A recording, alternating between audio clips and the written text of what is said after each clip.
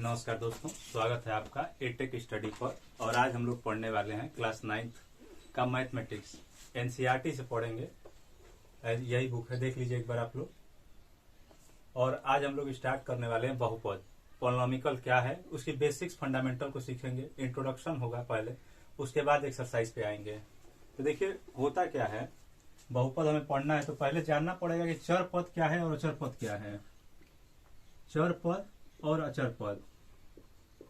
तो जो चर पद है, ऐसे पद जिनका मान कभी नहीं बदलता है ऐसे पद जिनका मान सदैव बदलता रहता है, उसे ही क्या कह देंगे? चर पद। ये सदैव बदलता है और ये कभी नहीं बदलता है, ये होता है।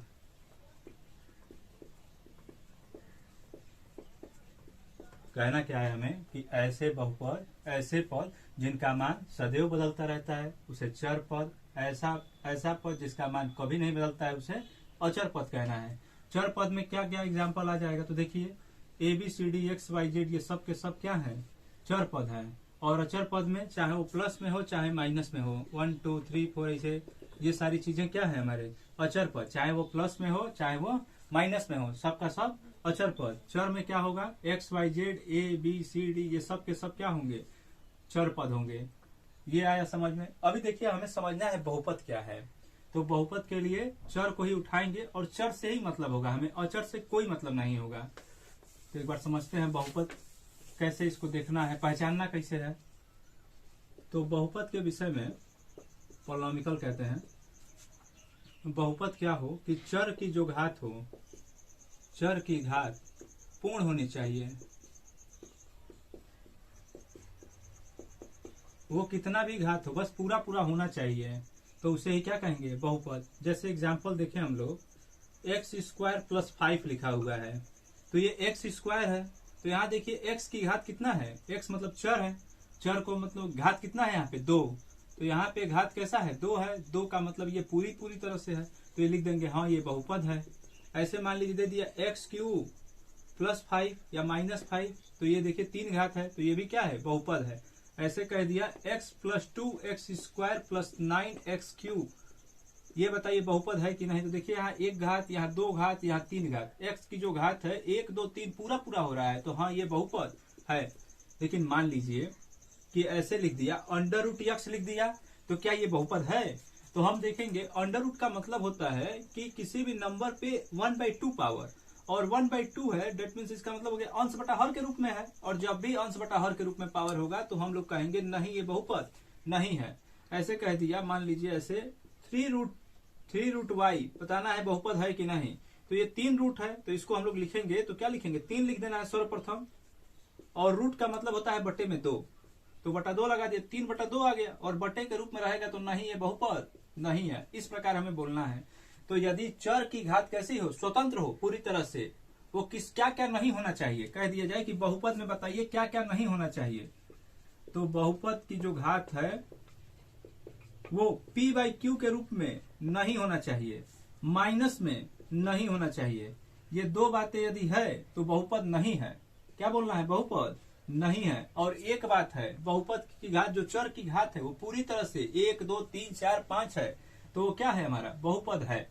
ये इसका इंट्रोडक्शन हो। एक बार इतनी बात समझिए, फिर मैं मिटाता हूं इसको।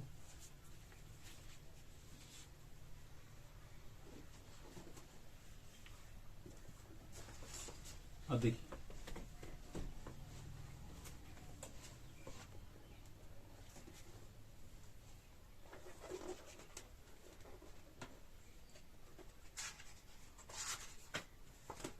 क्वेश्चन में 2.1 हम लोग स्टार्ट कर रहे हैं, और दूसरा चैप्टर जैसे ही खत्म होगा वैसे हम लोग फिर पहला पढ़ेंगे। पहले दूसरा, उसके बाद फिर पहला, फिर आगे पढ़ते रहेंगे। तो एक्सरसाइज लिखा हुआ है 2.1। इसमें कह रहा है क्वेश्चन में कि हमें बताना है निम्नलिखित बहुपद में एक चर वाला बहुपद कौन है और कौन नहीं है, और क्यों नहीं है ये भी बताना है, कारण भी इसका बताना है। तो फर्स्ट क्वेश्चन दिया है पहले का, 4x² - 3x + 7 ऐसे लिखा हुआ है। तो देखना है हमें केवल x को, बाकी किसी को नहीं देखना है। अचर पद को तो देखना ही नहीं है, केवल x की घात मिलाना है। तो देखो यहाँ x की घात 2 है, यहाँ x की घात कुछ नहीं है तो 1 है, तो 1 और 2 क्या है? पूरा है। इसके लिए हम बोलेंगे कि हाँ ये बहुपद है। हाँ बहुपद क्या है। और क्यों है तो आप लिख देंगे कि क्योंकि ये x का घात क्या है, क्योंकि x की जो घात है वो घात एक पूर्ण संख्या के रूप में है। पूर्ण संख्या मतलब पूरी पूरी है, तो इसीलिए क्या है, बहुपद है। ये रीजन भी बताना था हमें। जैसे दूसरा क्वेश्चन यदि हम देखें तो क्वेश्चन में लिखा हुआ है y square root two, y square plus under root two. तो हमें अचर से मतलब नहीं है कि वो अंडर रूट में है तो बहुपद नहीं है, ऐसा नहीं। एक्स वाई से मतलब है। तो यहाँ वाई की पावर 2 लिखा हुआ है तो हम क्या कहेंगे यहाँ पे, ये पूरा पूरा है तो हाँ ये बहुपद है, हाँ बहुपद है, ऐसे बोल देना है। और वही फिर लिखना है क्योंकि y की जो घात है, यहाँ y है तो y में बोलेंगे क्योंकि y की घात एक पूर्ण संख्या है, ऐसे आपको बोल देना है। इसके बाद देखिए अगला नंबर दिया हुआ है 3 रूट टी और प्लस टी रूट टू। तो यदि हम यहाँ देखें तो t का पावर 1 दिख रहा है, रूट 2 से कोई मतलब नहीं है, वो तो अचर पद है। t का पावर 1 दिख रहा है, लेकिन यहाँ t का पावर क्या है, अंडर रूट दिख रहा है हमें। अंडर रूट का मतलब होता है 1/2, तो ये अंडर रूट में है तो क्या बोलना है, नहीं ये बहुपद नहीं है, नहीं बहुपद नहीं है, ये हो जाएगा। ऐसे इसका फोर्थ सेक्शन ये दिया हुआ है y और प्लस 2/y। अब देखिए ऐसे देख के तुरंत बता नहीं देना, एक दो लाइन सॉल्व भी करके देख लेंगे कि क्या हो रहा है ऐसे। तो ये y है, इस पर पावर 1 है, कुछ नहीं पावर है तो एक ऊपर जाएगा तो चिन्ह बदल जाता है, तो y टू द पावर -1। तो देखिए y की जो पावर हो गई वो कैसी हो गई, ऋणात्मक हो गई। और किसी भी चर पद की घात यदि ऋणात्मक हो तो मैं अभी बताया हूं कि चर पद की घात यदि ऋणात्मक है तो बहुपद नहीं है, ऐसे बोलना है हमें। तो नहीं बहुपद नहीं है। इसके बाद से लास्ट क्वेश्चन इसका लिखा हुआ है 5th number, x to the power 10 plus y cube और प्लस टी का पावर 50। तो यहाँ देखेंगे जितने भी दिए गए हैं चर पद उसकी घात यहाँ पूरी पूरी 10 दिख रही है, यहाँ भी 3 पूरा पूरा और यहाँ भी 50 पूरा पूरा। यदि ये पूरा पूरा है, पूर्ण संख्या है, तो हम कह देंगे हाँ ये बहुपद है। हाँ दिया गया जो समीकरण है वो कैसा है, बहुपद है। ये हो गया फर्स्ट क्वेश्चन कंप्लीट। एक बार इसका स्क्रीनशॉट लीजिए। अब चलिए मिटाते हैं इसको।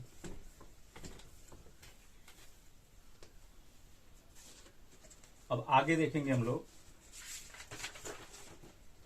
सेकेंड नंबर क्वेश्चन में गुणांक लिखा हुआ है। एक बात हम लोग समझ लेते हैं गुणांक के विषय में कि गुणांक होता क्या है। गुणांक मतलब होता है गुणा, किसके साथ में गुणा है। यदि मैं ऐसे लिख दूं equation ax square plus B X plus C, और मैं जानना चाहता हूं कि एक्स स्क्वायर का गुणांक बताओ, एक्स स्क्वायर का गुणांक, तो एक्स स्क्वायर के साथ किसका गुणा है, तो ए का गुणा है।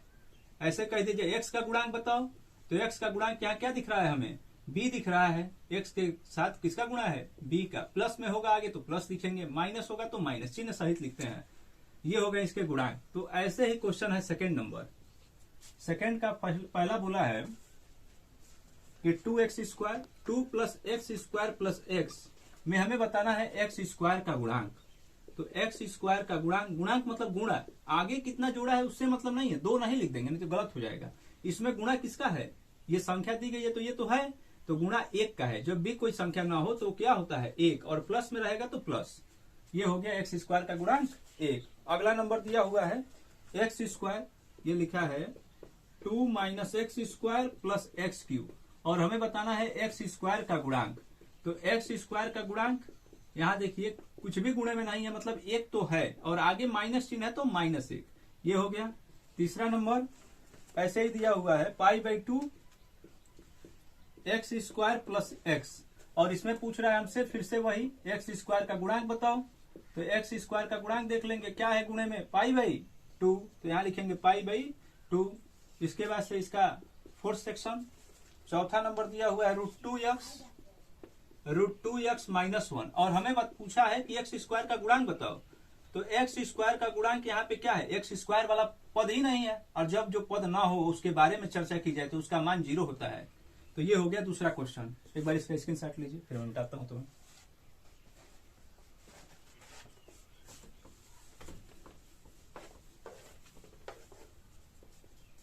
आगे देखिए, आगे लिखा हुआ है कि 35 घात की द्विपद और 100 घात की एक पद वाला एक एक उदाहरण देना है। तीसरा नंबर क्वेश्चन कह रहा है कि 35 घात वाला 35 घात का द्विपद बनाना है हमें। द्विपद मतलब जिसमें दो पद हो, अधिकतम कितना घात हो, 2। तो यहाँ लिख देंगे जो भी इच्छा करे, एग्जाम्पल लिखना है आपको।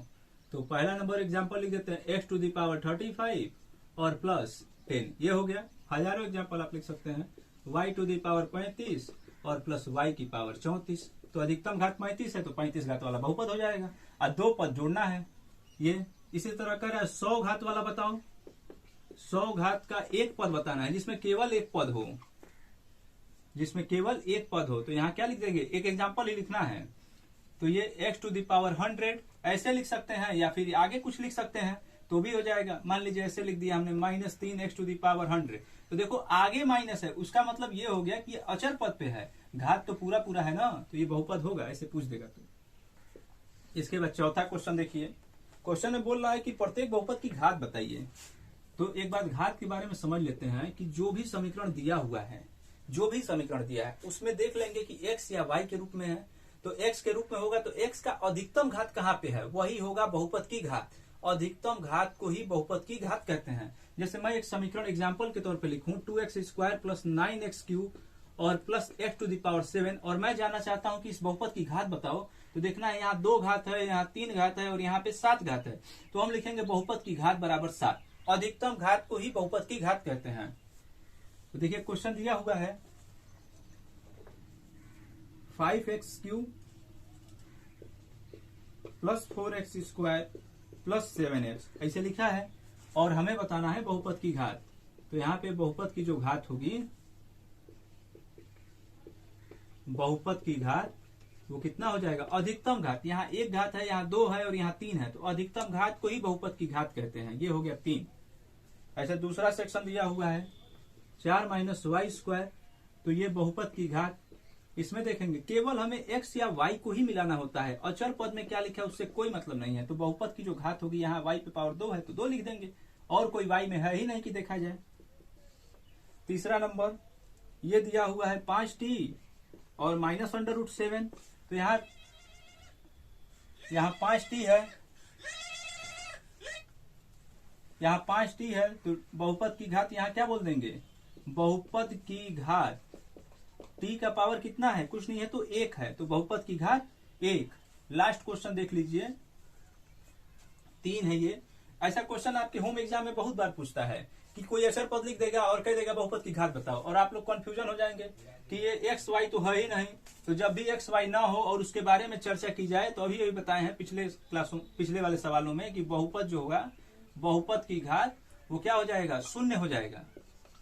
जब भी कोई अचर पद दे दे और बहुपद के विषय में पूछे कि बहुपद की घात बताइए, तो वो वाला पद तो है ही नहीं, तो जब नहीं है तो क्या लिखेंगे, 0। इतना लीजिए स्क्रीनशॉट, फिर मिटाता हूं मैं। चलिए मिटाते हैं।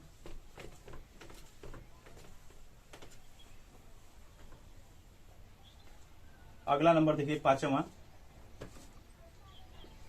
क्वेश्चन वाले कह रहे हैं कि कौन कौन सा रैखिक बहुपद है, कौन सा द्विघाती है और कौन सा त्रिघाती है। एक बार इस पे चर्चा कर लेते हैं जल्दी जल्दी। रैखिक किसे कहेंगे, जिसकी अधिकतम घात, अधिकतम जो घात हो 1 हो, अधिकतम घात 1 होगा तो रैखिक बहुपद।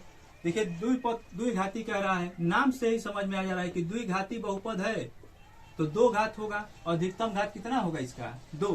त्रिघाती कहेगा तो अधिकतम घात इसकी 3 होगी। ऐसे यदि किसी समीकरण में अधिकतम घात यानी कि बहुपद की जो घात हो 1 हो, तो उस बहुपद को रैखिक बहुपद कहते हैं।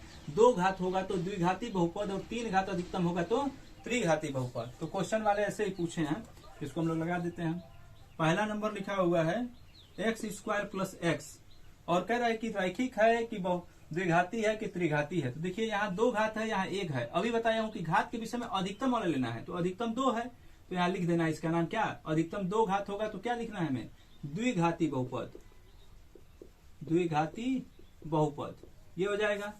इसके बाद से लिखा हुआ है अगला नंबर x - x³ ऐसे। तीसरा लिखा हुआ है y + y² प्लस 4, और चौथा लिखा हुआ है 1 + x।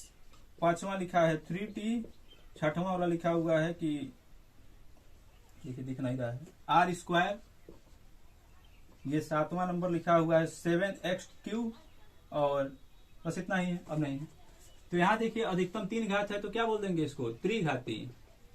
क्या बोल देना है, त्रिघाती बहुपद। यहाँ अधिकतम 2 घात दिख रहा है, y का पावर अधिकतम 2 है तो इसको क्या बोलना है, द्विघाती।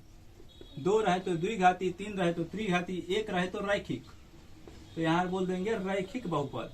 यहाँ भी देखिए t का पावर 1 है, कुछ नहीं है तो 1 है, तो 1 दिखते नहीं है, बस लिख देते हैं नाम रैखिक बहुपद। रैखिक बहुपद, बहुपद आपको लिखना है बगल में, इसका मतलब होता है वही ऊपर वाला नीचे। यहाँ r स्क्वायर है तो 2 घात है तो यहाँ क्या बोलेंगे, द्विघाती बहुपद। यहाँ पे 3 है तो इसको बोलेंगे त्रिघाती बहुपद। तो इसको नोट कर लीजिए। और आज के लिए बस इतना ही, फिर मिलते हैं अगले वीडियो में।